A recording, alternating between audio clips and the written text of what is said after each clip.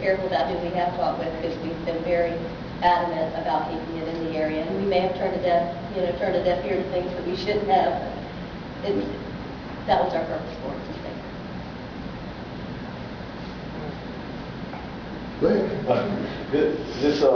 When the ownership group goal, when you guys took over, what were your intentions when purchasing? Was it as an investment to make money? No. Well, obviously, we didn't purchase it saying, hey, we just want to lose money forever. But we purchased it for the whole purpose of keeping it in Augusta.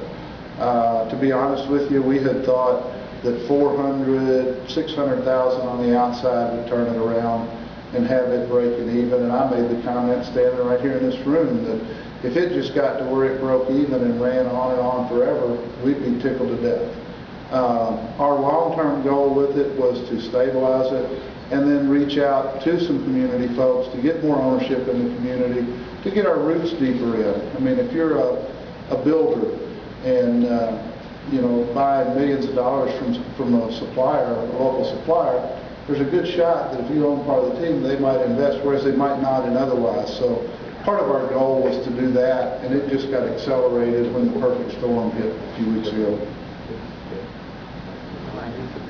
Was this something that you saw from the start of the season, or did this all happen literally in the last 3 weeks, 4 weeks when deadlines came and then all of a sudden it wasn't there? Or? We knew that this was going to be a tight year, and we had worked out 2 different sources for additional financing. We knew going in. That's why I was talking about the perfect storm. We had a date, and Jan had told me, Dan, you got to do whatever you got to do to get to this date.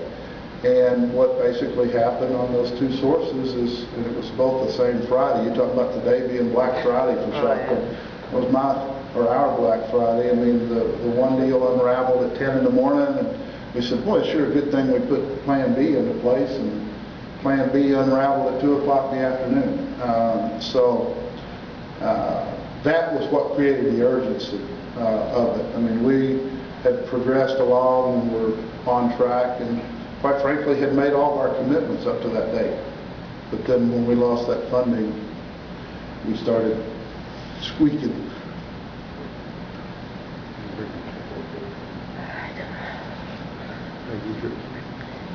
Anybody else got any other questions? Mr. Presnell. I know he wants to hold somebody in Charlotte. We had a conversation too, so y'all can load up our Sunday and go find that guy. Yes, sir. I'm not as good as I once was, but I do good. Dan and Jan particularly, the 2 of y'all have done, as this gentleman in front had so eloquently described, y'all have done something for this city that was special. And that is you made sure that a sport that meant so much to the fabric of the city would stay here. And I think it's time that, and it's almost past time, as you say, but we still have time to pull this thing off. And I think it's imperative. And I'm going to look at my media friends in the back, and I know several of you very well from other activities. I think it's time, when you do your reports this afternoon or tonight, that you make an appeal to your audience that this city will have a huge void with hockey leagues. We've taken 10 or 11 years, whatever length of time it has been, to develop a hockey program. It was gone, literally, 2.5 years ago. And the most generous people in the world stepped up to the plate without any problem. And I know Jan and Robert and Dan very well, and I can tell you their hearts are bigger than this community can ever imagine when it comes time to giving back. Now, it's my position that it's time for us to give back. And I think we need to pull every plug possible to help them. I'm not suggesting that y'all pass the hat and sing a couple of church hymns. I think it's time for us to make sure that people are aware that hockey is a vital part of the culture of this community. If you look year-round what goes on, and and I'm involved, and I don't want to say this thing about me, it's about them, but I'm aware of a lot of things going on in this community, from both arts and other sports and cultural activities. And if you extract one piece of it, as the Bible says, the eye cannot live by itself. The body can live without an eye. The eye cannot live by itself. But if we start extracting pieces of that in the economic environment that we're in right now, we're running the risk of undoing everything this community has done over the years. Not only with just sports. The quality of life here has never been better. And it's taking people like these folks to step up to the plate unselfishly. I don't know about y'all, but $2.4 million is a whole lot of money to me. And I can do a lot of things with $2.4 million and rejoice in things without having to be just absolutely back against the wall on Friday after Thanksgiving. So I ask you, and I implore you to take us, help turn this thing into an opportunity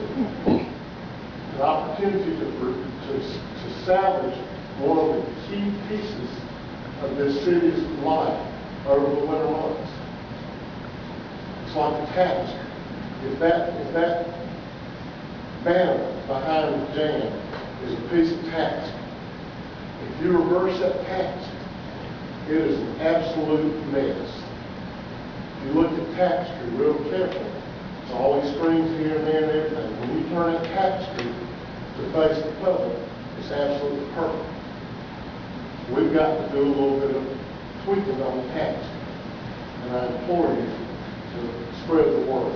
Fans, the Lynx boosters folks, I don't come as much as I'd like to, but I've been involved in other areas. But the Lynx Boosters Club has done a remarkable job in spreading the goodwill. And it's time for all of us to spread the goodwill. And I charge you with that responsibility. This is not a bad news story. This is a good news opportunity. And I challenge you to make it that. Thank you.